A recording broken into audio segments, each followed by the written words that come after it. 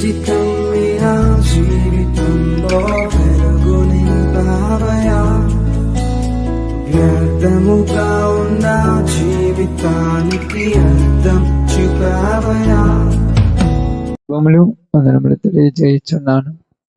మరలా ఈ ప్రదేశంలోనికి, ఈ ప్రాంతంలోనికి దేవుడు మమ్మల్ని నడిపించిన విధానమును బట్టి, ఈ స్థలములు ఆయనను గురించి తెలియపరచుటకును, ఆయన యొక్క సందేశములను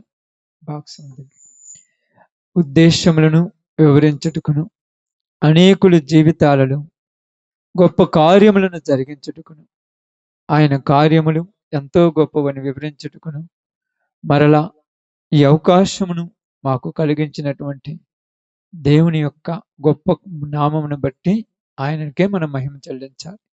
ఎందుకంటే గత కొద్ది కాలంలో మీ యొక్క జీవితాలలో ఎలాంటి పరిస్థితుల్లో మీరున్నారు, ఎలాంటి స్థితిగతుల్లో మీరున్నారో మీ అందరికీ తెలుసు. దేవుడు మిమ్మల్ని దర్శించి ఈ ప్రాంతంలో వెలుగును నింపాలని, వెలుగు సంబంధమైన బిడ్డలుగా ఈ ప్రాంతాన్ని దర్శించి అనేకులను మంచి మార్గంలోనికి నడిపించాలని, మంచి కార్యములు మీ జీవితాల్లో జరిగించాలని ఆయన ఉద్దేశించి ఉన్నాడు. కావున మంచి మార్గంలో నడవబడుతున్న మనకు మంచిని రుచి చూపించిన దేవుడు మన జీవితాలలో గొప్పగా అభివృద్ధిలోనికి తీసుకొని వస్తున్న సమయంలో తెలియకుండానే అపవాది అనేవాడు ఒకడు ఎదురు రాయి తగిలినట్టుగా తగులుతాడు. ప్రతి ఒక్కరి జీవితంలో తగులుతాడు. ఎందుకంటే వెలుగు గురించి తెలియాలంటే చీకటి కూడా ఉండాలి, అంతే కదక్క. చీకటి లేకపోతే ఎలుగు తెలుస్తుందా? అస్సలకు రాదు కదా. చీకటి ఉండాలి. ఒక పక్క చీకటి ఉందంటే మరో పక్క వెలుగు ఉన్నప్పుడు, రొంటెల్లో నీకేది కావాలని కోరుకోమన్నప్పుడు వెలుగును రుచి చూసిన వాడికి చీకటిలో ఉన్నటువంటి పరమార్థం తెలుస్తుంది. చీకటిలో నుంచి బయటకు వచ్చిన వాడు మరలా చీకటిలోనికి పోవాలనుకుంటాడా? నిజంగా చెప్పండమ్మా. చీకటిలో నుంచి బయటకు వచ్చిన వాడు మరలా చీకటిలోనికి పోవాలనుకుంటాడా? పోవాలనుకోడు. ఓకే, కాబట్టి సమయంలో మనందరం కూడా కొంత సమయము కొద్ది మాటలు, ఎక్కువ సమయం కాదు, కొంత సమయం కొద్ది మాటలు చెప్పి నేను ఈరోజు దేవుని మాటలు ముగిస్తాను. దేవుడు అవకాశం ఇచ్చినప్పుడు మరోసారి కొద్ది మాటలు మీకు చెప్తాను. బైబిల్ గ్రంథంలో నుంచి నిర్గమకాండము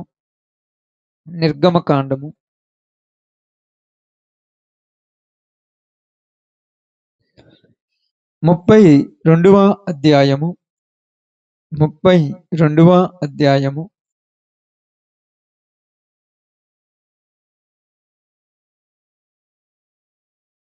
34-35 వచనాలు జాగ్రత్తగా చదువుదాం. కాబట్టి నీవు వెళ్ళి నేను నీతో చెప్పిన చోటుకి ప్రజలను నడిపించుము. ఇదిగో నా దూత నీకు ముందుగా వెళ్ళును. నేను వచ్చు దినమున వారి పాపమును వారి మీదికి రప్పించదనని మోషేతో చెప్పెను. అహరోను కల్పించిన దూడను ప్రజలు చేయించినందున యెహోవా వారిని బాధ పెట్టెను. దేవుడి వాక్య భాగం మన మధ్యలో ఆశీర్వదించును గాక. ఆమేన్. మంచిది. ప్రియ సహోదరి సహోదరులారా, ఈ సందర్భం అనేది మీ అందరికీ తెలుసు తెలియదు, కానీ ఇక్కడ ఉన్నటువంటి ఒక సందర్భాన్ని మీకు జాగ్రత్తగా చెప్తున్నాను. ఐగుప్తు అనేటువంటి ప్రాంతంలో ఇశ్రాయేలు ప్రజలు 430 సంవత్సరాలు బానిసలుగా ఉన్నారు. 430 సంవత్సరాలు వాళ్ళు బానిసలుగా ఉన్నప్పుడు వారు బానిసత్వంలో ఉన్నటువంటి మూలుగు, వారు పడుతున్నటువంటి వేదన, వారు పడుతున్నటువంటి బాధలు వారు ఎవరితో చెప్పుకుంటే ఎవరు తీర్చలేరని ఎరిగి పరలోకములు ఉన్నటువంటి దేవునితో చెప్పుకుంటున్నారు. అయ్యా, ఇదిగో ఇశ్రాయేలీలమైనటువంటి మమ్మల్ని ఈ ఐగుప్తులు పెడుతున్నటువంటి బాధ మామూలు బాధ కాదు. అది ఎలాంటి బాధ అంటే, మా జీవితాలలో ఎందుకు మేము మనుషులుగా పుట్టామురా, ఎందుకు మేము బ్రతుకుతున్నామురా, అసలు మమ్మల్ని భూమి మీదకి పంపించకుండా ఉంటే బాగుండునేమో, మేము భూమి మీదకి రాకుండా ఉంటే మంచిగా ఉండునేమో అనేటట్టుగా వీళ్ళు బాధలు పెడుతున్నారు. అయినను మాకు ఎక్కడో ఒక చోట ఒక ఆశ ఉన్నది. ఏం ఆశ? ఏ విధముగానైనా మేము మరలా మంచి మార్గంలోనికి వస్తాం. ఏ విధముగానైనా మేము మరలా మంచి జీవితాన్ని అనుభవిస్తాం. ఏ విధముగానైనా మా కష్టాలు, మా బాధలు, మా సమస్యల నుంచి మాకు విడుదల వస్తుందనేటువంటి ఒక ఆశ మాకు ఎక్కడో ఉంది కాబట్టి, ఇప్పుడు ఈళ్ళు పెడుతున్నటువంటి బాధలు కానీ, ఈళ్ళు పెడుతున్నటువంటి శ్రమలు కానీ, మాకు ఆ ఆశను చూసి ఈటను మేము అనుభవిస్తున్నామన్నట్టుగా చెప్పారు. ఈ బాధల్లో ఉన్నప్పుడు వాళ్ళు దేవునికి మొరపెట్టగా, దేవుడు వాళ్ళ మొర ఆలకించి వాళ్ళ దగ్గరికి ఒక ఆయన్ని పంపించారు. ఆయన పేరే మోషే. ఆయన వచ్చి చూసినప్పుడు ఆ ప్రజలు ఎలాగున్నారంటే, చాలా నీచాతి నీచమైనటువంటి స్థితిలో ఉన్నారు. నీచాతి నీచమైన స్థితి అంటే, వాళ్ళ పరిస్థితి ఎంత ఘోరముగా ఉన్నదంటే, వారి జీవితం ఎంత దరిద్రముగా ఉన్నదంటే, నిజముగా వాళ్ళను చూస్తే ఈళ్ళు మనుషులు అనేవాళ్ళు ఎవరు లేరు. ఎందుకంటే వాళ్ళ పరిస్థితులు అలా ఉన్నాయి. వాళ్ళని ఊరు గూడక మనుషుల లెక్కలో చేర్చుకునే వాళ్ళు కాదు. ఒక రకంగా చెప్పాలంటే పశువుల లెక్కలో చేర్చాడు. వాళ్ళని పశువుల కంటే హీనంగా ఘోరాతి ఘోరమైన బాధలు పెట్టిస్తున్నారు. వాళ్ళ చేత ఎట్టి చాకిరీ చేయిస్తున్నప్పుడు వాళ్ళను చూసిన మోసే కళ్ళల్లో నుంచి కన్నీళ్లు వచ్చి, అయ్యో ప్రభువా! ఈళ్ళు కూడా మనుషులే కదా!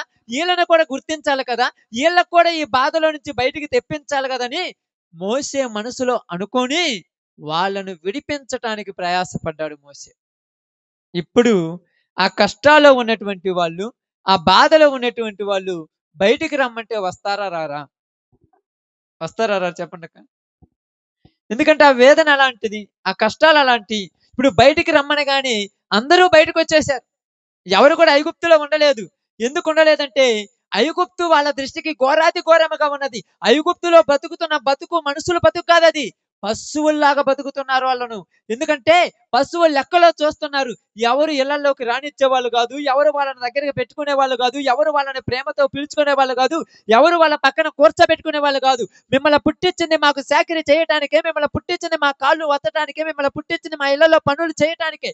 మీరు పని చేయటానికే గాని దేనికి పనికిరాదని వాళ్ళ నీచాతి నీచంగా చూసినప్పుడు, మోసే మీరు కూడా స్వతంత్రంగా బతకమని బయటికి రమ్మన్నప్పుడు ఎవరైనా రావటం ఉంటాడా?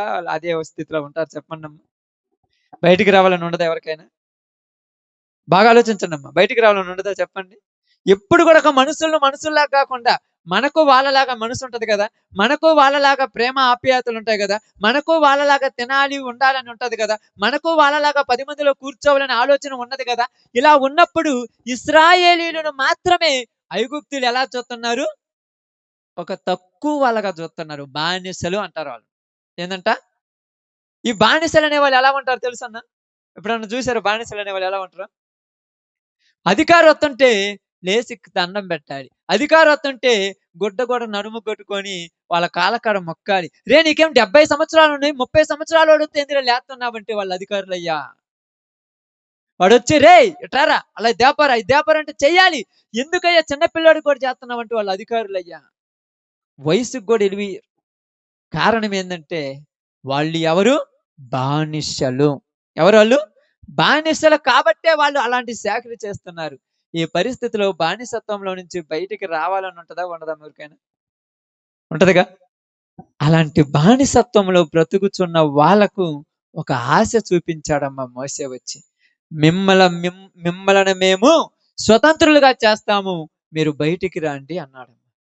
బయటికి రమ్మన్నప్పుడు ఆ పరిస్థితులు వాళ్ళు అనుకున్నారు, నిజముగా మేము స్వతంత్రులం అవుతామా అనగానే, మీకు 10 మందిలో విలువ ఉంటుంది. మీకు 10 మందిలో పేరుంటుంది. మిమ్మల్ని ఆ 10 మంది చూసి గౌరవిస్తారు. మీకు కూడా ఒక పేరు ప్రఖ్యాతి ఉంటుంది. మీకు 10 మందిలో ఒక స్థానం ఇప్పిస్తాము. మిమ్మల్ని కూడా ఒక స్థితిలో నిలబెడతాము. మీరు బయటికి రమ్మనగానే అందరూ వేకుదమ్మని వచ్చేసారమ్మా. ఒక్కళ్ళు నిలబడలే ఆ ఊర్లో. అందరూ బయటకొచ్చేసారు. ఎందుకంటే అది బానిసత్వపు బతుకు. అదే బతుకు? బానిసత్వపు బతుకు. ఆ బానిసత్వ బతుకు ఎలాగుంటదంటే మనిషిని మనిషిగా చూస్తారా? చూడరు మరి ఎలా చూస్తున్నారు? మీకు ఎలా చెప్పాను చూస్తున్నారని? పశువు లెక్కలో చూస్తున్నాను. ఒక కుక్కను చూసినట్టు, ఒక నక్కను చూసినట్టు, ఒక పందిని చూసినట్టు, ఒక బర్రెను చూసినట్టు ఎందుకిలా చూస్తున్నారంటే ఈళ్ళేమనుకుంటారంటే వా వాళ్ళున్నది మేము చెప్పింది చేయటానికే. ఇప్పుడు చెప్పే వాళ్ళకు బాగానే ఉంటుందమ్మా. చేసే వాళ్ళకే కష్టాలు. అంతే గదక్క. చెప్పేవాళ్ళకి బాగుంటది. పైనుండి ఊరేం చెప్తాడు. చేసేవాడికి తెలుస్తది ఆ తపన. అలాగనే బానిసత్వంలో ఉన్నటువంటి వారిని బయటికి తీసుకొచ్చాడు మోషే. బయటికి తీసుకొచ్చినటువంటి మోషే ఈ సి ఈ యొక్క ఐగుప్తు దేశం నుంచి బాగానండి. ఐగుప్తు దేశం నుంచి కానాను అంటే పాలు తేనెలు ప్రవహించు దేశంలోనికి తీసుకెళ్తానన్నాడు. ఆ పాలు తేనెలు ప్రవహించు దేశంలోనికి తీసుకెళుతూ ఆ మార్గ మధ్యంలోనికి రాగా, మార్గ మధ్యం అంటే కొద్ది దూరం నడిచారు. ఒక 10 సంవత్సరాలు, ఒక 5 సంవత్సరాలు నడిచారు. కొంత దూరం నడిచిన తర్వాత ఈ మోషే దేవునితో మాట్లాడటానికి సీనాయి పర్వతం మీదకెళ్ళాడు. కొన్ని రోజులు కానరాల. 40 రోజులు ఉపవాసం ఉండి పర్వతం మీదకెళ్ళారు. మోసే పోయిన తర్వాత వీళ్ళందరి కింద అహరోను దగ్గరకొచ్చారు. ఎవరి దగ్గరికి? అహరోను. అక్కడ ఒకాయన ఉన్నాడు కదా! ఈయన దగ్గరకొచ్చి ఈయనతో అంటున్నారు, "అయ్యా! మమ్మల్ని తీసుకొచ్చిన మోసే ఏమాయనో మాకు తెలియదు. 40 రోజులైంది పొయ్యి. వస్తాడో రాడో? మనం ఇక్కడే ఉండాలంటే కుదరదు. ఈ పరిస్థితిలో మనకేం కావాలి? మాకేం కావాలి? దేవుడు కావాలని వాళ్ళనలే. బాగా ఆలోచించండి. మాకేం కావాలి? మమ్మల్ని నడిపించడానికి ఒక వ్యక్తి కావాలి. నడిపించడానికి ఎవరు కావాలి? ఒక వ్యక్తి కావాలి. ఈ నడిపించటానికి ఎలాంటి వ్యక్తి కావాలంటే, మా యోగక్షేమాలు చూసుకునేవాడు కాదు. మా ముందు నడిపిస్తే చాలు మేమెలాగైనా నడుస్తాం. ముందుండి నడిపించేవాడు కావాలి. ఎలాగైనా నడవాలని కోరుకున్నారు. ఆ సమయములో వాళ్ళందరితో ఏం చెప్పాడంటే అహరోన్ అనేటువంటి ఆయన, ఇదిగో మీ భార్యలకు, మీ పిల్లలకు, మీ ఇళ్ళల్లో ఉన్నటువంటి బంగారం మొత్తం తెచ్చి నాకియ్యండి అన్నాడు. అది తెచ్చిన తర్వాత ఆ బంగారంతో ఒక చిన్న దూడను తయారు చేశాడు. ఇంత దూడ. ఇక్కడ దూడ ప్రాముఖ్యం కాదు. ఇప్పుడు దూడ గురించి నేను మాట్లాడట్లేదు. ఇంత దూడను తయారు చేసి ఆడ పెట్టాడు. ఇప్పుడు ఏమన్నారంటే, రేయ్ మనమలను ఐగుప్తులో నుంచి తీసుకొని వచ్చిన దేవుడు ఇదేనని చెప్పి ఇప్పుడు దానికి పండగ చేస్తున్నారు. ఏం పండగ చేస్తున్నారు? ఏం పండగ చేస్తున్నారమ్మా? చదవండి అక్కడ చూడండి. 5వ వచనం చదవండి. చాలా జాగ్రత్తగా వినాలి ఇప్పుడు. అహరోను అది చూసి దాని ఎదుట ఒక బలిపీఠము కట్టించెను. మరియు అహరోను రేపు యెహోవాకు పండగ జరుగునని చాటింపగా, మరునాడు వారు ఉదయమున లేచి, బాగానండి, మరునాడు వారు ఉదయమున లేచి దహన బలి, సమాధాన బలి అర్పించిరి. అప్పుడు ఇది పాయింట్ ఇక్కడ. ఇప్పుడు బయటకు వచ్చినోళ్ళ, అక్కడ ఐగుప్తులో ఉన్నోళ్ళ? బయటకొచ్చి ఎన్ని సంవత్సరాలు అయింది ఆల్రెడీ? ఒక 5, 6 సంవత్సరాలు, 10 సంవత్సరాల దాకా అయ్యుండొచ్చు. 5 సంవత్సరాలు బయటకొచ్చారు. ఇక్కడికొచ్చిన తర్వాత మరలా ఈళ్ళకు పండగ చేయాలని ఆలోచన కలిగింది. పండగ చేయాలని ఆలోచన కలిగినటువంటి ఈళ్ళల్లో ఎలాంటి మనసు వచ్చిందంటే, ఐగుప్తులో చేసిన పండగ గుర్తొచ్చింది ఆళ్ళకి మళ్ళా. ఐగుప్తులో ఏ పండగ చేశారాళ్ళు? గుర్తొచ్చింది. ఏ పండగ చేశారు? అక్కడ ఏం చేశారో మీకు ఊరికే తెలియదు. ఐగుప్తులో చేసిన పండగ గుర్తొచ్చింది. ఏం పండగ గుర్తొచ్చిందంటే, ఐగుప్తులో వాళ్ళు పండగ చేసినప్పుడు వారి జీవితాలు ఎలాగున్నాయంటే, ఇదిగో ఎవరైనా ఒకడు వచ్చి ఈరోజు పండగ దేవునికి ఆరాధన చేస్తున్నాము. మా దేవునికి మీరు ఆరాధన చేయాలి కాబట్టి ఈ దేవుని దగ్గర మీరందరూ మరలా చిందులేయటానికి రావాలి. ఈ దేవుని దగ్గర మీరందరూ మరలా ఎగరటానికి రావాలి. ఈ దేవుని దగ్గరికి మీరందరూ మరలా మీ యొక్క బ్రతుకులలో జగరాలి, తాగాలి, తందనాలాడాలి, భార్యను పట్టించుకోకూడదు, పిల్లలను పట్టించుకోకూడదు, ఊరును పట్టించుకోకూడదు, ఎవరిని పట్టించుకోకూడదు. అందరూ వచ్చి మేము చెప్పినట్టు చేయాలనగానే వీళ్ళందరూ అది మరిచిపోయి ఈడికొచ్చినారు. ఇప్పుడు మన మీద పెత్తనం చేసేవాళ్ళు లేరు. ఇప్పుడు మనమే రాజులము, మనమే గొప్పోళ్ళము. కాబట్టి మనం ఏం చేద్దామంటే, అహరోను దూడను చేసి ఆడ పెడితే ఇప్పుడు వీళ్ళందరూ కూడా ఏం కావాలి తెలుసా? పండగంటే ఏం కావాలమ్మా? పండగంటే ఏం కావాలి? మొక్క కావాలి, చుక్క కావాలి. మొక్కతో సమం లేదు, చుక్క కావాలి. మొక్క, చుక్క, దానికి తోడు ఇంకోటి ఏం కావాలి? పిల్ల కూడా కావాలి. మీకు అర్థం కాలేదు. ఈడ జరిగింది అదే. ముక్క చుక్కతో ఆగిపోతే పర్వాలా. ఇక్కడ జరిగిన పరిస్థితి ఏంటంటే, మరలా బానిసత్వంలో నుంచి బయటకు వచ్చిన వాడు, మేము స్వతంత్రులము, మేము గొప్పోళ్ళము, మమ్మల్ని అడిగేవాడు లేడని నీకు నచ్చినట్టు చేయడానికి మరలా తాగుడుకు బానిసైపోయారు. ఇక్కడ వాళ్ళని తాగారు. ఎంతగా తాగాడంటే, పక్కనున్న భార్య చూసి, ఒరే నీ ఒంటి మీద గుడ్డలు కూడా ఊడిపోతున్నాయిరా, సిగ్గులేదురంటే, నన్ను అంటానికి నువ్వెవరివి?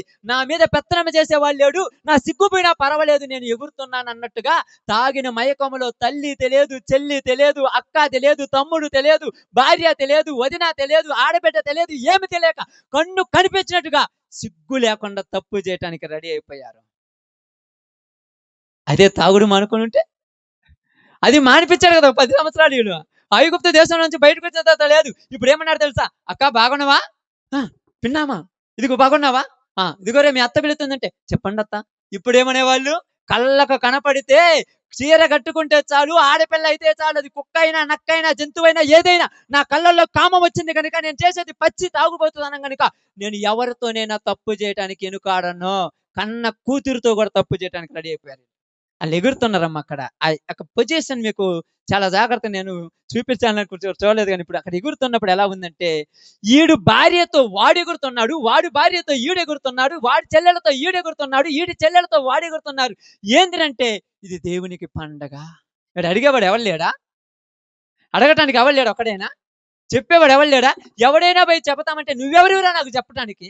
అక్కడ బానిసత్వంలో నుంచి బయటికి తీసుకురాబట్టే ఇంత ఆ లెక్కలెంతనం వచ్చింది ఈళ్ళకీడ. అక్కడ ఆ దృష్టిలో నుంచి బయటికి తీసుకురాబట్టి ఇక్కడ లెక్కలేని అహంకారం వచ్చేసింది. ఇక్కడ ఈ పరిస్థితి వచ్చింది కాబట్టి ఇక్కడ జరిగిన స్థితి ఏందంటే వాళ్ళందరూ గూడక విచ్చలవిడితనానికి అలవాటు పడిపోయారు. ఏ తనానికి అలవాటు పడిపోయారు? విచ్చలవిడితనము. ఏ తనం అది? విచ్చలవిడితనం అంటే తెలుసమ్మా? విచ్చలవిడితనం అంటే తెలుసా? ఎవరికైనా తెలుసా? లెక్కలేనితనమా? లెక్కలేనితనం గాదు. ఇంకేంటిదది? విచ్చలవిడితనం అంటే ఏంటి చెప్పండి మీకు అర్థమైతే. అన్నా? విచ్చలవిడితనం అంటే ఏందన్నా సీతన్న? ఐడియా ఉందా? విచ్చలవిడితనం అంటే ఏందంటే మీకు అర్థం కావటానికి చెప్తాను తెలుసా? ఎవడికి నచ్చిన దారిలో వాడు వెళ్ళిపోయాడు. విచ్చలవిడిగా, విచ్చలవిడిగా, విచ్చలవిడిగా ఎవరికి నచ్చినట్టు. తండ్రి వచ్చి "రేయ్ ఏందిరా ఈ పద్ధతి" అంటే, "నాన్నా నిన్నటి దాకా నువ్వు కూడా ఏడే ఎగిరేవు నువ్వుగా. ఒరేయ్ నేను ఎగిరాను అయిపోయిందిరా నా పద్ధతి వేర్రా. ఈ రోజు నేను మారాను నీకు ఆధారంగా ఉన్నాను. నువ్వు కూడా మారాలంటే" ఎవరికి చెబుతావు నాన్న కోతలు? నేను తాగుతాను, ఎగురుతాను, నా బుద్ధి పుట్టినోడితో తిరుగుతాను, నా కళ్ళల్లోనికి కామం వచ్చింది గనుక ఎవరితో నేను పోతాను. అడ్డం చెప్తే నిన్నేను చంపేస్తాను. కారణం ఏంది? కారణం ఏమైందమ్మా? కారణం ఏంది? స్వతంత్రం ఉందనా?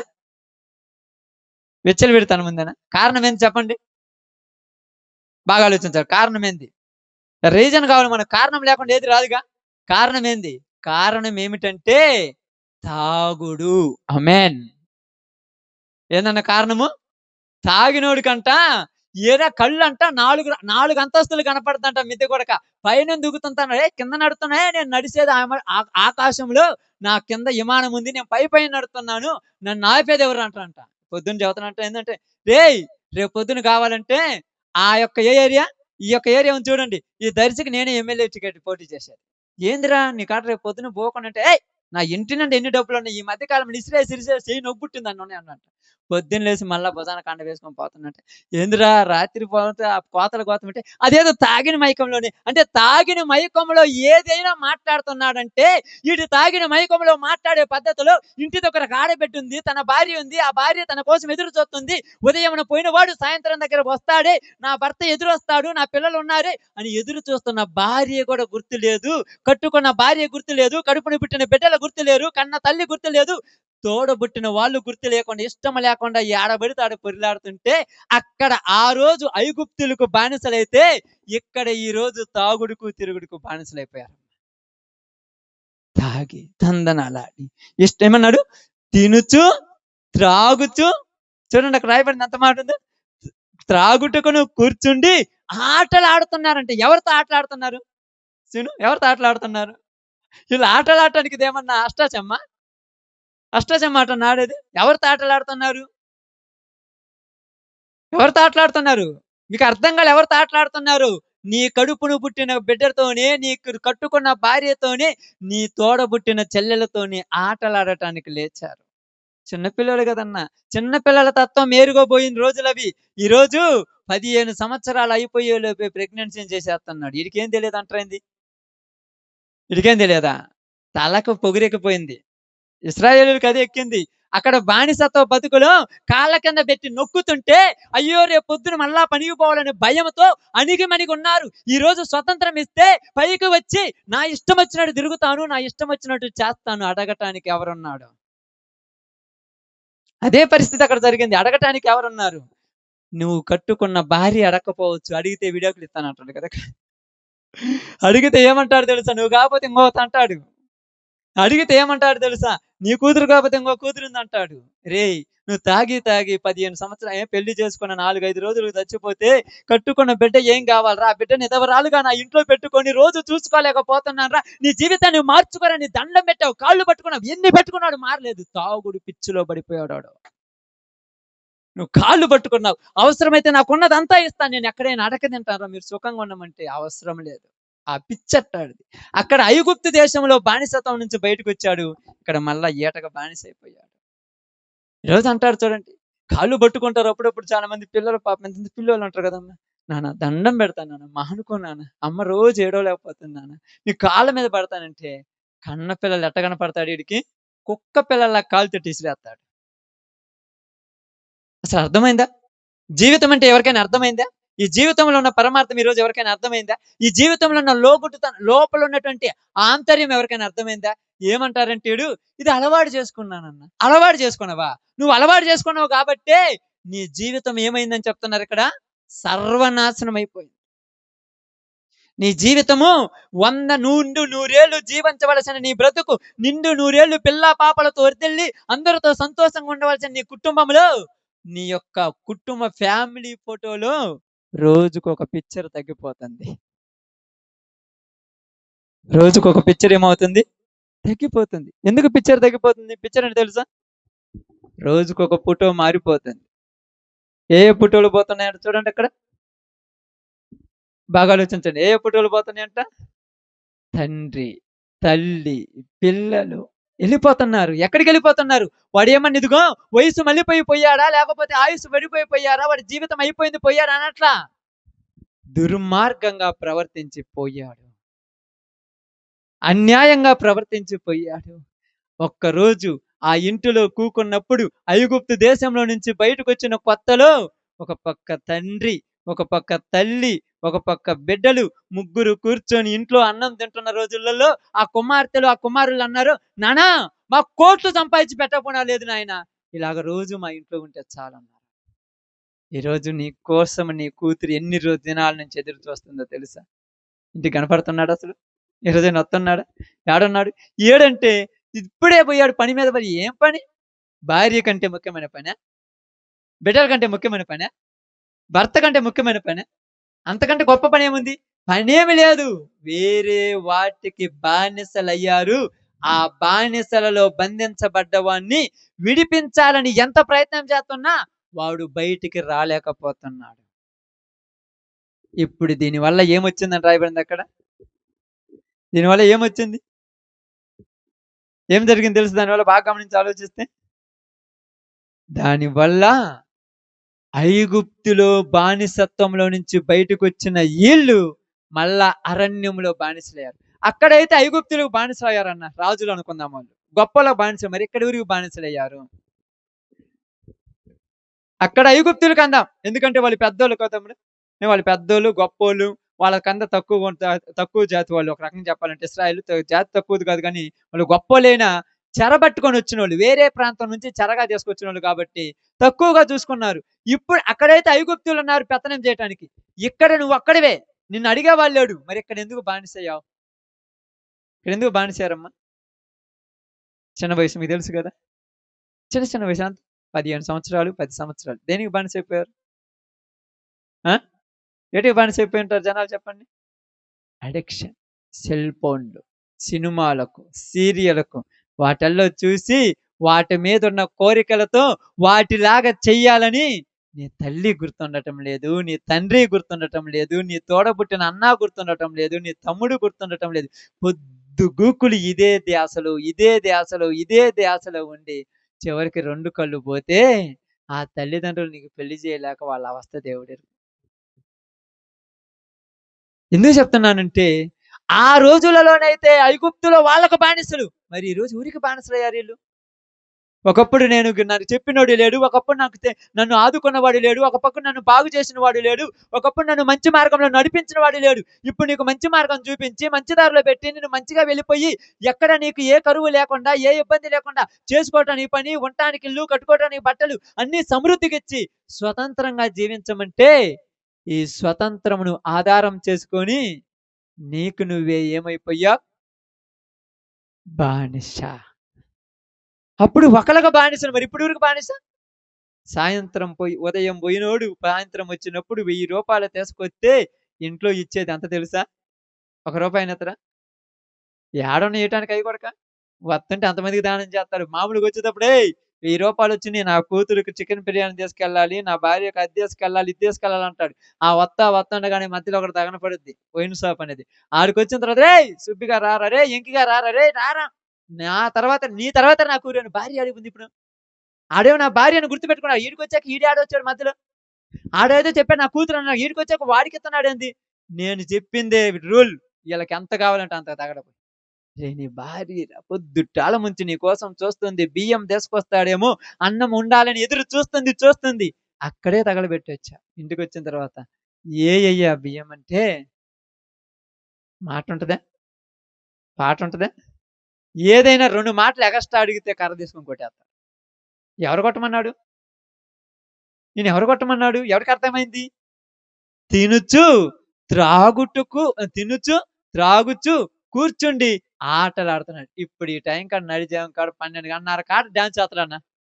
12 గంటల కాడ డాన్స్ ఏందిరా ఇప్పుడేందిరా అని చూస్తాడు. నా ఇష్టం, నేను ఇష్టం వచ్చినట్టు డాన్స్ చేసుకుంటా. ఇష్టం ఉంటే చూసుకో, లేకపోతే రే తలకాయ నిప్పులేస్తుందిరా కొద్దిగా ఆగురంటే నా ఇష్టం. ఏంది నీ ఇష్టమా? అసలు అర్థం కాలా? నీ ఇష్టం ఏంది? ఏది నీ జీవితం ఏంది? నీకు అర్థమేమవుతుంది? అసలు నీ వల్ల విలువ ఉందా? నీ వల్ల 10 మందిలో వాల్యూ ఉందా? నీ జీవితం 10 మందికి ఉపయోగపడుతుందా? ఎప్పుడైనా ఆలోచించారా?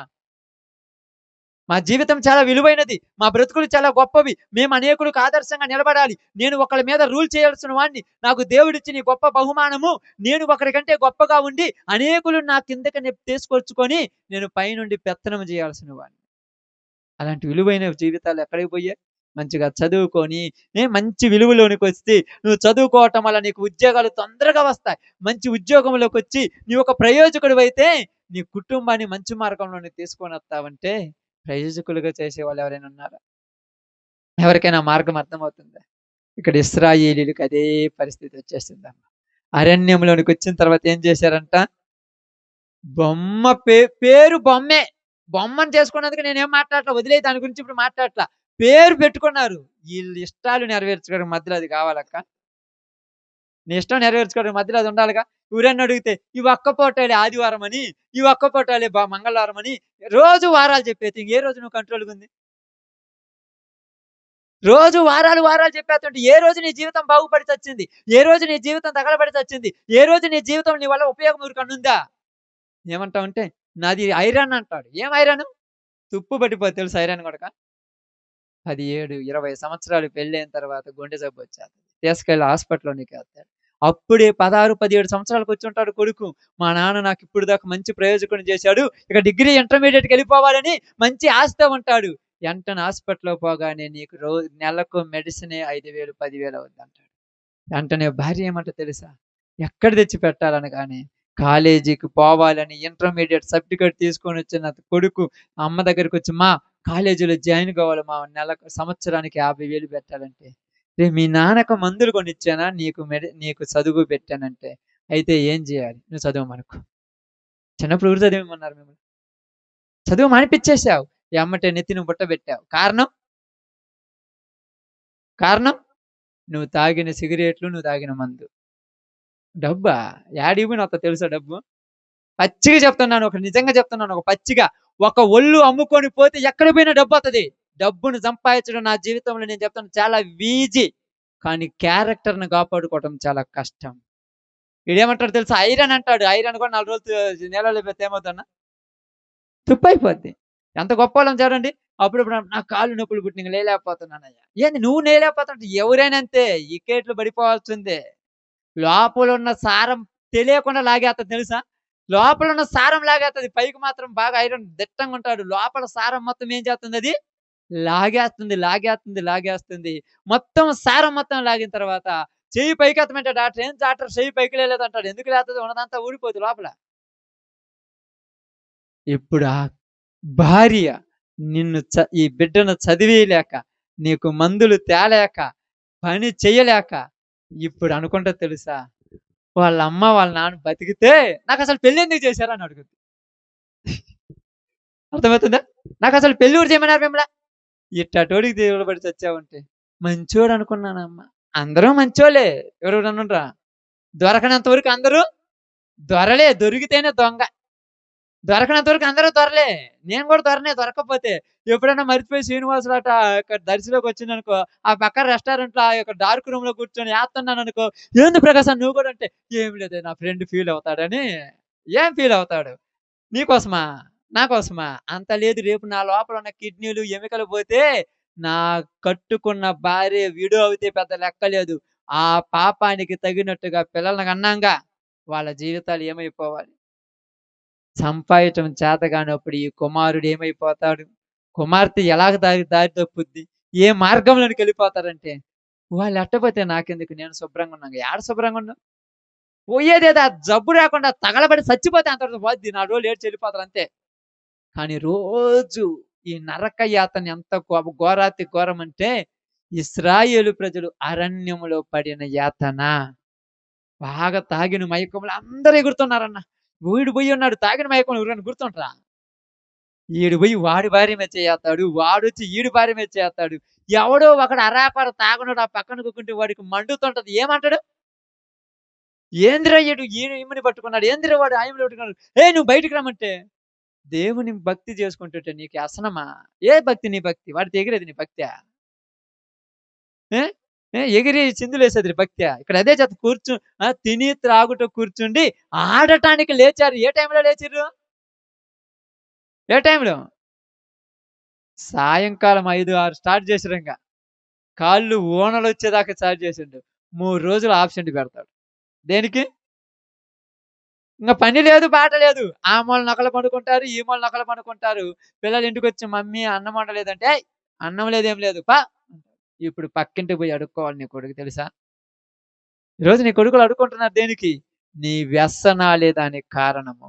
నీ చేసిన పాత జీవితమే దానికి కారణం. అందుకని ఇక్కడ అన్నాడు చూడండి. తినుచు, త్రాగుటకు కూర్చుండి, ఆడుటకు లేచిరి. ఇప్పుడు దేవుడు చూసి ఏమన్నాడు చూడండి అక్కడ రాయబడినప్పుడు చూసినప్పుడు, కాగా యెహోవా మోషేతో ఇట్లనెను, నీవు దిగి వెళ్ళుము. ఐగుప్తులో నుండి నీవు రప్పించిన నీ ప్రజలు చెడిపోయిరి. ఆమేన్. నువ్వు తీసుకొచ్చిన ప్రజలు ఏమయ్యారు? అక్కడ చెడిపోతే పర్లా, ఎవరి మీదకొచ్చేది. ఇక్కడ గుణ చెడిపోతే పర్లా, ఎవరి మీదకొచ్చేది. మధ్యలోకొచ్చి చెడిపోయిండ్రు. ఇప్పుడు ఎవరి మీదకొచ్చింది పేరంతా? ఆ! లేడుగా ఆయన ఆడ. దేవుడి కాడికి కదా ముందాయన. ఇప్పుడు ఎవరి మీదకొచ్చింది పేరంతా? ఆమేన్. ఎవరి మీదకొచ్చింది సిస్టర్? ఆయన. "అరేయ్! ఈ మధ్య ఏందిరా ఈళ్ళును దేవుడు ఐగుప్తు దేశంలో బయటికి తీసుకుపోయినన్నారు. పద్ధతులున్నాయని." ఏందిరా మళ్ళా తాగుతున్నారు, తిరుగుతున్నారు. అబ్బో! ప్రభువో! ఏంది నీ బిడ్డ ఇట్లా తయారైపోయిండ్రు. ఆయనకి చెడ్డ పేరు తెత్తే ఇంకేం చేత్తడక్క? ఏం చేత్తడు? వదిలేత్తడా? ఇంక చూడండి ఇప్పుడు చదవండి 35 వచనం చదవమ్మా. అహరోను కల్పించిన దూడను ప్రజలు చేయించినందున యెహోవా ప్రజలను బాధ పెట్టాను.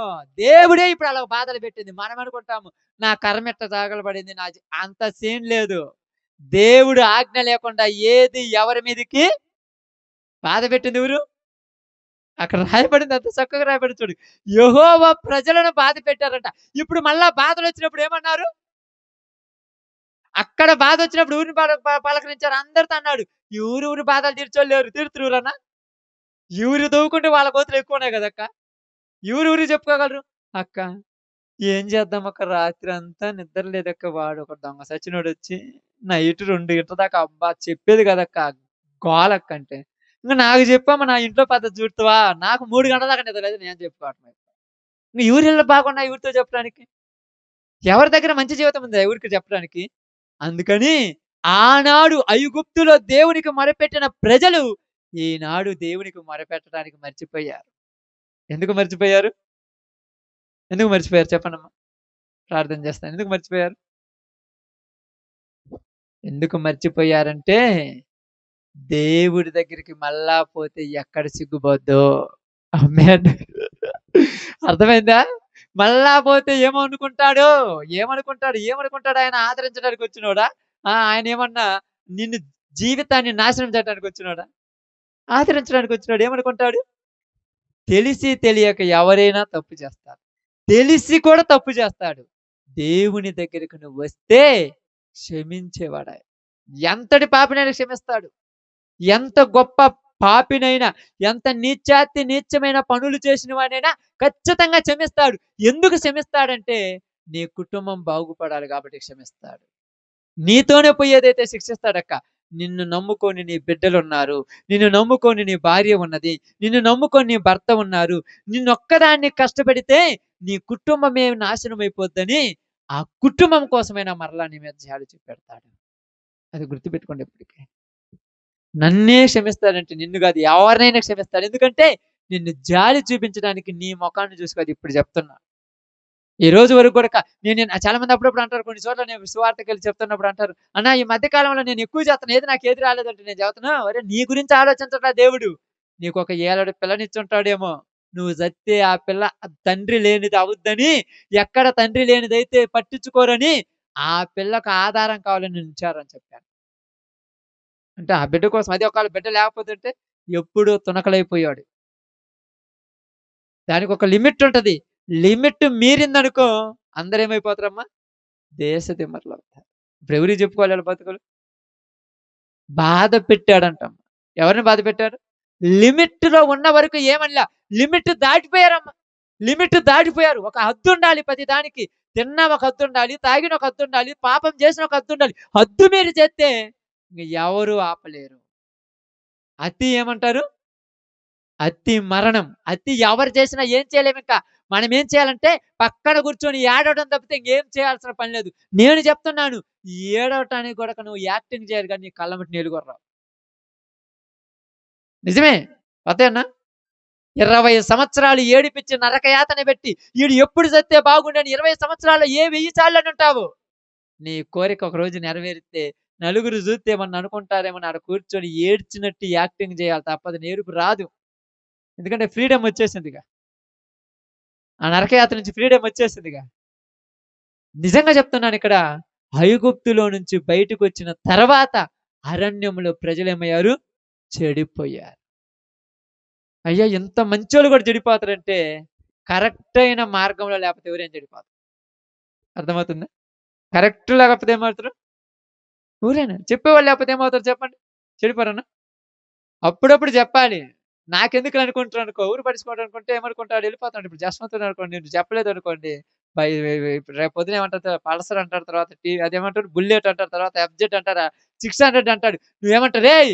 వాటి మీద పోతే కింద పడితే కాలు ఇరుగుద్దని చెప్పావు కాబట్టి కంట్రోల్‌గా ఉన్నావు. ఈరోజు చెప్పేవాళ్ళు లేరు ఊరికే. అందుకే దేవుడు గూడా ప్రజలతో ఏమంటున్నాడంటే, చెప్పండి పొయ్యి అన్నాడు. చెబితే మారతారంటే, చెబితే మారరు. చెబితే ఇంజెక్షన్ లాగా ఎక్కుతాయి కొన్ని. ఆ ఎక్కినప్పుడు ఒకరోజొత్తది. ఒకరోజు ఆ మంచాన పడ్డప్పుడు గుర్తు రావాలి ఇయన్నీ అందుకు చెప్పిస్తున్నాడంతే. నేను పడనంటానికి ఏమి లేదు. ఉంటానా? అమ్మాడు. ఎట్టాటోడైనా యాడైనా కూర్చోవాల్సిందే. ఆడ కూర్చున్నప్పుడు గుర్తొత్తదంతే. ఐగుప్తు దేశంలో నుంచి బయటకొచ్చినోళ్ళు ఆ బానిసత్వంలో నుంచి బయటకొచ్చి ఇక్కడ చెప్పేవాళ్ళు లేరు కాబట్టి ఇప్పుడు ఈళ్ళకీళ్ళే బానిసలైపోయారు. అక్కడ మనుషులకు బానిసలయ్యారు. ఇక్కడ పాపానికి బానిసైపోయారు. ఇంక చెబుతారా కూరని నెలకు. అప్పుడప్పుడు గుండెలో భయముండాలిరా. ఏందిరా నువ్వు తప్పు చేస్తున్నావురా. నువ్వు దేవుడిని నమ్ముకున్నావంటే, దేవుడిని నమ్ముకున్నోళ్ళు ఎవరు మంచిగున్నారు? నువ్వు చెయ్యటానికి పక్కనోళ్ళ మీద వంకలు పెట్టడం కరెక్టేనా? వాడు మంచిగా లేడు. కానీ వాడి జీవితం రేపు ఎలా పడిపోద్దో నీకు తెలుసా? వాడి జీవితం ఎలా తగలబడుద్దో తెలుసా? కానానులోకేమన్నా పోయారా ఈళ్ళు? అరణ్యంలోని ఏమయ్యారంట? అక్కడ రాయబడింది చూడండి. 24 వచనం చదవండమ్మా. 24 తొందరగా. లేవీయులు మోసే మాట చొప్పున చేయగా ఆ దినమున ప్రజలలో ఇంచుమించు 3000 మంది చచ్చిపోయారంట. ఒక్క దినాన ఎంతమందిని చంపేశారంట? ఎందుకు చంపేశారన్న? ఎందుకు చంపేశారు చెప్పండి మీకు తెలిస్తే ఒక ఆలోచన. దేవుడు చెప్పాడు, 3,000 మందిని కత్తికొకటి కండ చొప్పున నరికేసుకుంటూ పోయారు. ఎందుకు? వ్యతిరేకమైన పని చేస్తారు కాబట్టి నరికేశారు అనుకున్నాం. అందరూ చేశారు కదా! వాళ్ళొక్కళ్ళేనా? ఆలోచించండి. ఆళ్ళొక్కళ్ళేనా అన్న? అతి మించి చేసుండొచ్చు. అతి మించి ఈళ్ళు కూడా చేసుండరు కదా! ఆళ్ళందరూ అందరూ తినుచు, త్రాగుట కూర్చుండి, ఆడుటకు లేచిరి. ఆ లేచినోళ్ళలో ఆ 3,000 మందేనా లేచింది. ఇంక మిగతా వాళ్ళు లేలేదు. 6,00,000 మంది కాల్బలంలో. చెప్పమంటవా?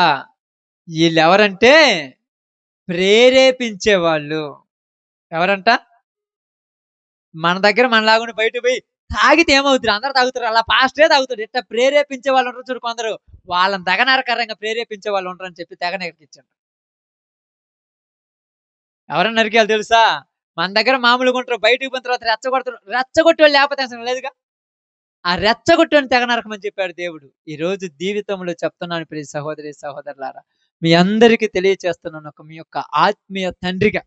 ఎందుకంటే ఇక్కడున్న మీ అందరికీ, ఈ ప్రాంతంలో ఉన్న వాళ్ళందరికీ బాప్తిస్మం ఇచ్చింది నేను. అందరూ మారారు నాకు తెలుసు. ఈరోజు అందరూ మరలా వెనుకబడిపోయారు కూడా నాకు తెలుసు. నీకెడ తెలుసంటే, మీరు నా గురించి పట్టించుకోవడం లేదో తెలియదు గానీ, ప్రతిరోజు సాయంకాల సమయంలో మోకాళ్ళు లేచినప్పుడు మొట్టమొదట ప్రార్థన చేసేది ఈ గ్రామం గురించే. ఎందుకంటే నేను ఎలుగువారిపాలెంలో ఉన్న వాళ్ళ కొరకు నేను బాప్తిస్మం ఇయ్యలే కదన్నా! అక్కడ ఊరికిచ్చాను. ఎవరో ఇద్దరు ముగ్గురికిచ్చాం మేము అంతే. ఊరికే ఇలా. ఇక్కడున్న ప్రతి ఒక్కడు ఇక్కడ భూ ఎలా ఉంది? బీడు పట్టుకుని అదిగో ఆ చెల్ల చెట్లు ఉన్నట్టుగా ఉన్న దాని నుంచి ఇక్కడ చర్చి బడే స్థాయికి తీసుకొచ్చిందంటే దేవుడు బాగుపడిన లక్షణాలు. కానీ మరలా మధ్యలో అరణ్యములో ఇశ్రాయేలీయులను వదిలిపెట్టినట్టుగా వదిలిపెట్టవలసిన పరిస్థితి వచ్చింది. ఎందుకు వచ్చిందనంటే ఇలా బుద్ధులు బయటపడాలిగా. అర్థమైందా? బుద్ధి బయటపడాలి కదా! బుద్ధి బయట పడాల్సిందే. బుద్ధి బయట పడుద్ది ఏమవుద్ది తెలుసా? అందరూ ఉన్నప్పుడు ఏమంటారు తెలుసా అన్న? నువ్వు వచ్చినవనుకో అదనుకో, "అన్న కొద్దిగా ఏసుకో ఏం కాదు అన్నం" అనుకో. "ఏయ్! నేను ఈ మధ్య బాప్టిసం నీకు తెలియదు?" "లేడన్న తీసుకున్నా." అవును. ప్రార్థన కూడా మొన్న మైకులో పాట నాయనే పాడింది. భలే పాడినా. అవును. ఇప్పుడు ఊరు లేరు.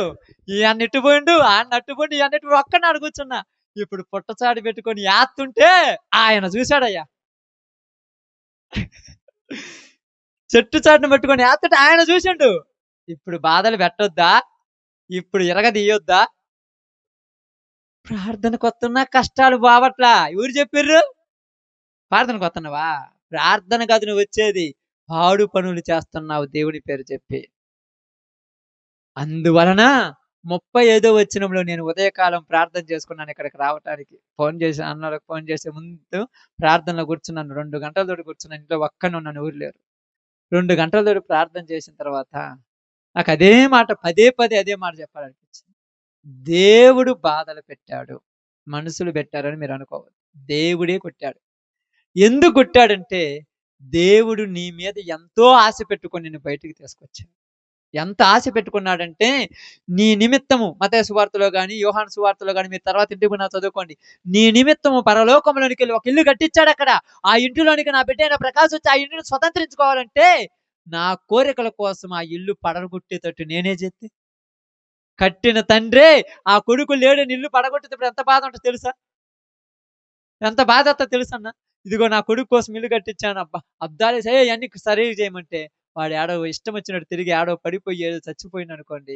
ఇప్పుడు ఆ ఇల్లు పడగొట్టాలి. ఎందుకంటే వాడు లేడు కదా! లేనప్పుడు ఇల్లు పడగొట్టినప్పుడు ఎంత బాధేస్తదో తెలుసా? ఈరోజు మన కొరకు సిద్ధము చేసిన ప్రతి ఇల్లును గూడక పడగొట్టమని దేవుని దగ్గర పోయి ఎవరు రెచ్చగొడుతున్నాడు? దెయ్యం రెచ్చగొడుతుంది. ఏందే అక్కడికి పోయి వాళ్ళనేమో అట్టపాడు చేసి నువ్వు ఇక్కడికొచ్చి నన్నేమో ఎక్కిరిత్తన్నావంటే నీ బిడ్డల కరెక్ట్ అయితే నిలబడమని చెప్పి చూద్దామన్నాడు. నీ బిడ్డలు పర్ఫెక్ట్ అయితే నిలబడమని చెప్పి చూద్దామన్నాడు. పర్ఫెక్ట్ అని మనం అనుకుంటున్నాం. ఆ పిచ్చి అట్టాడిదిలే. అప్పుడప్పుడు ఏమంటారన్నా? ఏదన్నా? ఆ పిచ్చి అట్టాడిది. అదొక పిచ్చా? అంటే పిచ్చి అంటే పిచ్చోడు కాదు. అదొక పిచ్చి అంటే ఏంది? అన్నీ పోనీయి గాని ఆ ఒక్కటింది. ఆ ఒక్కటే మిగతా దానికి తెచ్చే చివరికి. అన్నీ పోనీయి. అన్నీ పోగొట్టు మరి అదొక్కటిదేంది? ఆ ఒక్కడు కూడా తీసేసుకొని చూడు నీ అంత గొప్పోడు ఎవరున్నాడు మరి. ఆ ఒక్కడు తీయలేం. తీయగలమక్క? ఆ ఒక్కడు తీస్తే నువ్వు దేవునికి కావలసిన వాడివవుతావు. ఈరోజు మీ అందరికి నేను తెలియచేసిన మాట ఏందంటే, యెహోవా వారిని బాధ పెట్టెను. చిన్న చిన్న పొరపాట్లు ఉంటాయి కదన్నా! అంటావు. నాకేందన్నా ఈ మధ్య దెబ్బ మీద దెబ్బ, దెబ్బ మీద దెబ్బ. ఇంకా ఎక్కువ తగలాలి. కొట్టేది నేనా? కొట్టేది నువ్వన్నా? ఆయన. ఆయనకు తెలుసు. ఎందుకంటే నేను అప్పుడప్పుడు ఈ ప్రాంతంలో నుంచి మనం పరిచర్య చేసిన తర్వాత ఇక్కడ సువార్త కొరకొచ్చినప్పుడు ఒకరోజు గూడక నైట్ చీకట్లో కరెంట్ ఉండదు. సెల్లు లైటేసుకోవాలి. ఇళ్ళ కాడ తిరగాలి. ఆ రోజు పడిన బాధ అది నా కోసం పడినంటే నేను అనుకునేవాడిని. పొయ్యేటప్పుడు నేను గొడవ చేసుకొని పోయేవాడిని. నేను పోవాలనుకోలా. ఒకటే అనుకున్నాను, దేవుని బిడ్డలు దేవుడు చూసుకుంటాడు. నిజంగా అన్న గూడా అలా అన్నాడు. అయ్యా! దేవుడే చూసుకుంటే ఇబ్బందేం లేదు. నిజంగా ఎంత ప్రయాసపడ్డాడో మళ్ళా సేవకులను తీసుకొచ్చాడు పెట్టాడు. లేకపోతే అన్న పట్టించుకో సేవకులు వచ్చేవాళ్ళన్నా. ఎప్పుడో ఇది కూడా మా ఊర్లో గుడి ఉంది. తెలుసో తెలియదో పేకాట కోసం ఆడుకుంటారు. కేవలం పేకాట కోసమే. దేనికోసం ఆడుకోరు. ఎట్నా తాళం అన్న చేతిలో ఉండబట్టి అట్టుంది. లేకపోతే పిల్లోళ్ళు ఆ బాక్సులలో సినిమా పాటలు పెట్టి లోపలే డాన్సులు వేస్తారు. ఏరా? ఏందంటే బాగుంది ఆడుకోవటానికి. సినిమా పాటలు ఆడుకోవటానికి, సెల్ ఫోన్లలో గేమ్స్ ఆడుకోవటానికి అన్నిటికి బాగుండేది. భలే కట్టించిపోయారు ఊరు పెద్దోళ్ళు మంచిగుంటారు అనుకున్నారు. కానీ దేవుడు దయ ఈ ప్రాంతం మీద ఇంకా ఆరిపోలా. అది గుర్తుపెట్టుకోండి ఎప్పటికైనా. దేవుని కనికరం ఇంకా ఆరిపోలా. ఎందుకంటే ఆరిపోయే దీపానికి ఎలుగెక్కువ. కానీ ఇది ఆరిపోయే దీపం కాదు. శాశ్వత కాలం వెలిగే దీపం. దాని కొరకు నువ్వు నిలబడి ఉండాలి కాబట్టి మీ తరాన్ని మరలా నిలబెట్టాలి. ఏందన్నా మరి పరిస్థితులు పాడైపోలా. మనుషులు కోరికల కోసం దేవుణ్ణి పక్కన పెట్టారంతే. నీ కోరికను చంపుకుంటే మళ్ళా నువ్వు రాగలవు దేవుని దగ్గరికి. కోరిక అంతే. అదేం పెద్ద నీకు ఇలువ తెచ్చా చెప్పండమ్మా. ఇదివరకు ఇలువ లేదు. ఇప్పుడు ఇలువ వచ్చిందా? మనతో ప్రార్థనకు వచ్చిన కొంతమంది చూసారు కదన్నా. ఇంతకుముందు కనీసము కుక్క కంటే ఏనంగా చూసారు వాళ్ళని అప్పుడు. కొద్ది రోజులు మనతో తిరిగినప్పుడు ఏమనుకున్నారన్న? పెద్ద పెద్ద స్టేజీల మీద కుక్క పెట్టేవాళ్ళని తీసుకెళ్ళి. ఎందరు ఈ మధ్య ఈ ప్రార్థనకు అమ్మో చాలా పద్ధతి కలిగి మళ్ళా పోయి ఆ బురదలో పడ్డాడు. ఇప్పుడు నన్ను పడుచుకుంటారు అన్న. ఎవరు పడుచుకుంటారు చెప్పండి? ఓహో 4 రోజుల్లోనే మళ్ళా అదే వారంలోకి వచ్చినవే. ఇప్పుడు ఎవరిని అంటున్నారు? దేవుణ్ణి అంటున్నారు. అది గుర్తుపెట్టుకోవాలి. నువ్వు తప్పు చేసిన ప్రతిసారి దేవుణ్ణి అంటాడు. దేవుణ్ణి 1, 2 సార్లు అనిపించుకుంటాడు. ఇంకెక్కువ సార్లు అనిపిస్తే ఆయన కూడా ఊరుకుంటాడా? ఆయన అక్కడ స్విచ్ నొక్కితే ఇక్కడ లైట్ ఎలుగుద్ది నీ కుటుంబంలో. ఇక్కడ నీ జీవితాల్లో. ఈరోజు చాలా మంది అంటున్నారు, ఏం చేద్దామన్నా తినటానికి, ఉండటానికి జీవితంలో సంతోషం లేదనుకుంటున్నారేమో. సంతోషం ఇంక ఉండదు. ఆ రోజులే బాగుండనుకుంటారు. ఏ రోజులు? ఆ చీకటి కొంపలలో అప్పుడు ఏడ్చిన రోజులు అయ్యే బాగుంటాయనుకుంటారు ఇప్పుడు పడే బాధలు చూసుకుంటే. మరి అయి రాకుండా ఉండాలంటే నేడే రక్షణ దినం. గుర్తుపెట్టుకోండి. తప్పేం లేదు. మనమేం పెద్దగా ఏం చేయలేదు. నేను చెప్తున్నాను. నిజంగా చెప్తున్నాను. యేసు ప్రభువుని నమ్ముకున్న తర్వాత ఈ ప్రాంతమనే కాదు, ఏ ప్రాంతానికెళ్ళి చెప్తాను. భయం అనేది మనలో ఉంది ఇంకా. ఆ భయం పూర్తిగా చావల. ఆ భయం ఉండబట్టే పబ్లిక్‌గా పాపం చేయట్లా. ఆమేన్. అంతే కదండీ! భయం అనబట్టే కదా! అదేదో కొద్దిగా అదేది ఆ జోడబులు, బోడబులు ఉంటది. అది ధ్యానం లోపల పెట్టుకొని మరి లోపల పెట్టుకొని లోపల పెట్టేస్తాడు. మీకు అర్థం కాలే లోపల కొరికేస్తున్నాడు దేవుడని. దేవుడు బాధ పెట్టెను. ఎవరు బాధ పెట్టారంట వాడిని? దేవుడు. ఈరోజు మీ అందరికి నిజంగా ఇక్కడున్న మీకు చెప్తున్నాను. మీ అందరికి చెప్తున్నాను. ఈ ప్రాంతంలో ఉన్న మా సహోదరి, సహోదరులకు చెప్తున్నాను. మీకు దేవుడు ఒక బాధ్యత అప్పజెప్పిపోతున్నాడు. మీరు మోకాళ్ళ మీద కూర్చొని ఈ ప్రాంతం కొరకు మరలా ఏడవాలి. మర్చిపోయి ఉంటారు ఏడ్చింది. ఒకప్పుడు ఏడ్చిన రోజులు గుర్తుపెట్టుకో. ఈరోజు మర్చిపోయి ఉంటావేమో. మరలా ఏడవాలి. వాళ్ళను బయటికి తీసుకురావటానికి నీ కన్నీరు ఇక్కడ కారాలి. ఎప్పుడైతే నీ కన్నీరు ఈ స్థలంలో, ఈ మందిరంలో కారతాయో ఇక్కడున్నటువంటి దెయ్యపు శక్తులు ఒకదాని తర్వాత ఒకటి పారిపోతుంటాయి. ఆ పాస్టర్ బాగా చెప్పలేదు. ఇవన్నీ పక్కన నూకేయండి. పాస్టర్ల గురించి వదిలేయండి. వాడితో నేను చెప్పట్లేదు. నీవు ఆల్రెడీ స్టేజ్ మారిన జీవితం నీది నాది. నీ స్టేజ్ మారింది తెలుసన్నా? నీ పరిస్థితి మారింది. ఒకప్పుడు పరిస్థితి వేరు, ఇప్పుడు పరిస్థితి వేరు. ఒకప్పుడు కూర్చొని నువ్వు ఇప్పుడు కూర్చుంటున్నావు. ఒకప్పుడు ప్రార్థన చేసుకొని నువ్వు ఇప్పుడు ప్రార్థన చేయి. నీ స్టేజ్ మారిందంటే నీ ద్వారా ఇక్కడ మరలా కార్యం జరుగుతుందని అర్థం. అదే లేకపోయి ఉంటే ఆదివారమైన తలుపు తీసాడు కదా. నేను చెప్తున్నాను నిజంగా. నేను రాను, అన్న రాడు, ఊరు రాకుండా ఉంటే ఆదివారం కూడా వాళ్ళకే పట్టదు కట్టుకొని పోయింటారు. వాళ్ళ మనకెందుకు తలుపు కొడితే ఆదివారం కూడా. కానీ ఈరోజు చూసినా కూడా ఎంత శుభ్రంగా ఉందంటే మీరు మరలా దీన్ని బాగానే చేస్తున్నారు నాకు తెలిసి. కానీ ఇది మనతోనే ఆగకూడదు. ఆరంభం కంటే ముగింపు ఇంకా గొప్పగా ఉండాలి.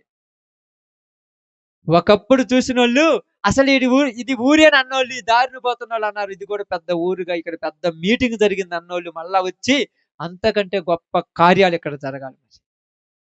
చుట్టూ ప్రదేశాలలో ఆ ప్రాంతం నుంచి ఈ ప్రాంతం నుంచి ఇక్కడికి వచ్చిన వాళ్ళు మరలా తండోపతండాలుగా రావాలంటే నీ జీవితంలో నువ్వు చేయాల్సింది ఒక్కటే, దేవుణ్ణి మొరపెట్టటం. అన్న నాకేమి రాదన్నది ఏమొద్దు, నువ్వు కళ్ళతో చూస్తున్నావు కదా మనుషులు ఎలా తయారైపోయారు. మీ అందరు చిన్నపిల్లలు కదా, తల్లులు చూస్తున్నారు ఎలా ఉన్నారు, ఏ స్థితిలోకి వెళ్ళిపోయారో తెలుసు కదా. మాకేం తెలుసు అనుకుంటారా? అందరికీ తెలుసు. బయట పడలేము, ఎందుకంటే బయట పడితే మా కుటుంబం పరివే కదా పోయేది కదా. అందరికీ తెలుసు. మీ కళ్ళతో చూస్తున్నారు, మీరు మొరపెట్టండి దేవుణ్ణి. ఆనాడు మోషే ఏమన్నాడు తెలుసా? 33 వచనం చదవం ఒక్కసారి, ప్రార్థన చేస్తాను. ఒక్క మాట, ఈ మాట మీ గురించి ఈ మాట నేను తయారు చేసింది కూడా, చూసింది కూడా పొద్దుగూకులు చదివాను. ఇక్కడ ఉన్న ప్రతి ఒక్కళ్ళము, నేను నువ్వు ఏ ప్రాంతంలో ప్రతి ఒక్కళ్ళు ఇదే మాట అనుకుందాం. చూడండి. అయ్యో, నీవు వారి పాపమును ఒకవేళ పరిహరించితివా, లేని ఎడల నీవు రాసిన నీ గ్రంథములో నుండి నా పేరు తుడిచివేయము. మోసే బతిమలాడుతున్నాడు, ప్రభువా వాళ్ళను చంపొద్దు, వాళ్ళను వదిలిపెట్టు, వాళ్ళనేమన్నా అనే ముందు నన్ను చంపేశారన్నాడు. ఎందుకంటే వాళ్ళు అలా అవటానికి నేనే కారణమేమో. ఎంత బాగా మాట్లాడుతున్నారు తెలుసా? నేను సీనాయి పర్వతం మీదకి వచ్చి తడువు చేయటం వల్ల వాళ్ళు అలా అయిపోయారేమో, వాళ్ళకు వచ్చే శిక్ష ఏదో నా మీదకి పంపి అన్నాడు. మోసే ఆ మాట మాట్లాడాడంటే ఎంత ప్రేమిస్తున్నాడు చెప్పండి వాళ్ళను. వీళ్ళు ఎంత నీచమైన పనులు చేసిన వాళ్ళ మీద ప్రేమ ఉంటుందా? కానీ మోసే కన్న తండ్రి కంటే ఎక్కువ కాబట్టి ప్రేమించాడు. ప్రభువా వాళ్ళనేమనొద్దు, నన్ను చంపయ్యా, నన్ను చంపుసాలన్నాడు. అయితే ప్రభు ఏమన్నాడు తెలుసా? నేను వాళ్ళని ఏమన్ను, నిన్ను ఏమన్ను, ఇక నుంచి ఇప్పటి వరకు వదిలే, ఇక నుంచి ఎవరు పాపం చేస్తే వాడిని శిక్షిస్తాను. టైం అయింది ఆడ, అదే రాయబడింది. ఏం రాయబడి తెలుసా? చదవమ్మా. అందుకు యెహోవా, ఎవడు నా ఎదుట పాపము చేసినో వానినే నేను శిక్షిస్తాను. ఇప్పుడు అర్థమైందా? ఎవడు పాపం చేస్తాడు వాడికి ఇంకుంటే జాగ్రత్త. ఎలా ఉంటాయంటే బయటికి గారా, లోపల పట్టుకోలేవు. పోలీసులు దెబ్బలు కొడతారు తెలుసా? అసలు బయటికి కానరాని కాదు, లోపల ఎముకలన్నీ కుళ్ళిపోతాయి. దేవుడు అంతకంటే డేంజర్ కొడతాడు. అంతా బాగుందంటావు, తెలియకుండానే దెబ్బలు తగులుతాడు. కాబట్టి ఈరోజు నీతో నాతో మనందరితో మాట్లాడిన ఒక మాట ఏంటంటే, ఈ ప్రాంతాన్ని దేవుడు నీ చేతికి అప్పగించాడు. అది నువ్వు అనుకుంటున్నావు నానన్నా నేనేం చేయగలను, చిన్నపిల్లనంట. చిన్నపిల్ల అయినా కూడా నయమానుకు ఎలీషా గురించి చెప్పండి. నీ బాధ్యత నువ్వు చేయాలి. నీ బాధ్యత నువ్వు చేస్తే నీ ప్రాంతాన్ని నువ్వు రక్షించుకోగలవు. అది నీ చేతిలోనే ఉన్నది. అది నువ్వు మాత్రమే చేయగలవు, ఇంకెవరు చేయలేరు. ఎందుకు చేయగలవు అంటే, నీ పని నువ్వు చేసి దేవుని దగ్గరికి వచ్చి ప్రార్థన చేస్తే. మీరు అనుకోవచ్చు నిజంగా మారతారంటే, ఇంతకుముందు కంటే ఘోరంగా ఉన్నారు ఎవరైనా? ఇంతకుముందు కంటే నీచంగా ఉన్నారు ఎవరైనా చెప్పను? ఆ స్థితిలో నుంచే మారావు కదా నన్ను. ఆ పరిస్థితి కంటే ఇప్పుడు మనం చెడిపోయిన లేముగా, ఊరి మీద నేనే నువ్వే నమ్మలేముగా. దాంట్లో నుంచి బయటకు వచ్చినట్టుగా ఇది ఒక లెక్క. మనం అనుకుంటాం ఇంకా మారతారంటే, అంతలా పొజిషన్ లో నుంచే పొరిలాడే పొజిషన్ లో నుంచే నిలబడేటట్టు తెచ్చాడంటే, ఇప్పుడు పొరిలాడట్లా, అక్కడక్కడ దొంగతనంగా చేస్తున్నాడు. అంతే, బయటికి తీసుకురాగలడు. అది నీ చేతిలోనే ఉన్నది, అది నీ బాధ్యత. ఈ రోజు నుంచి నువ్వు ప్రార్థన చేయి. ఎందుకంటే ఇక మీదట ఎవడు నా ఎదుట పాపం చేస్తే వాడి ఖచ్చితంగా దెబ్బలు పడతాయి. అంతే, పడవను అనడానికి లేదు. నేను చెప్పాను ఒక దేవుని సేవకుడిగా, నువ్వు గుర్తు పెట్టుకో, మరలా చెప్తున్నాను, ఈ ప్రాంతంలో ఉన్న ప్రజలందరికీ గుర్తు పెట్టుకో, దేవునికి వ్యతిరేకంగా చేస్తే ఖచ్చితంగా అనుభవించాల్సిందే. ఓర్చుకోలేడు ఆయన, ఓర్చుకోలేకనే అస్సలు నేను మరలా నిజంగా చెప్తున్నాను ఒక సేవకుడిగా, ఈ ప్రాంతంలో బ్రతికేదాకా చచ్చిపోయేదాకా అడుగు పెట్టకూడదని అనుకున్నాను ఒక టైంలో. నిజంగా చెప్తున్నాను. రానేమో, అవసరం లేదేమో, అలాంటి స్థితి రాదేమో, నిజంగా అన్నతో కూడా, అన్న పరిస్థితి కూడా అది, రానేమో, కలుసుకోలేమో అనుకున్నాం. కానీ అది అన్న నన్ను పిలిచాడు, నేను అన్నను పిలిచాను. మన ఇద్దరితో కాదు, మధ్యలో ఉన్న పందమూరు. ఆమేన్. ఆ మనసు కలిగింది ఇప్పటికి 5 సంవత్సరాలు తెలుసా? 6వ సంవత్సరం తెలుసా? ఎందుకు చెప్తున్నానంటే, దేవుడు ప్రేమ ఈ ప్రాంతం మీద ఉంది కాబట్టి మరలా నేనైనా ఒక సేవకుడిగా అన్నయ్యని ఈ ప్రాంతంలోనికి వచ్చి, అన్నయ్యని ఇక్కడికి వచ్చి కూర్చోగలిగి, మీరైనా ఇక్కడ వినగలిగారంటే, దేవుని ఆశ చివరికి ఏదో కోరిక ఉంది, ఆ కోరిక నెరవేర్చుకోవాలి.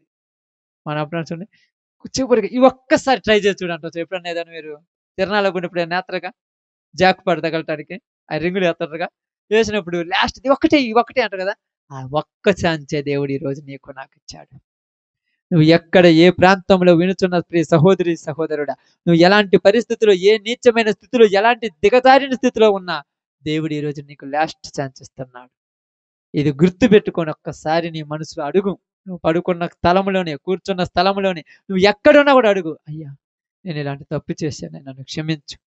ఈ దినం నుంచి నేను దానిలో నుంచి బయటికి వస్తాను. నా జీవితమును ఫలభరితముగా మార్చమని ప్రార్థన చేయి. అందరం కూడా తల ఉంచండి, ప్రార్థన.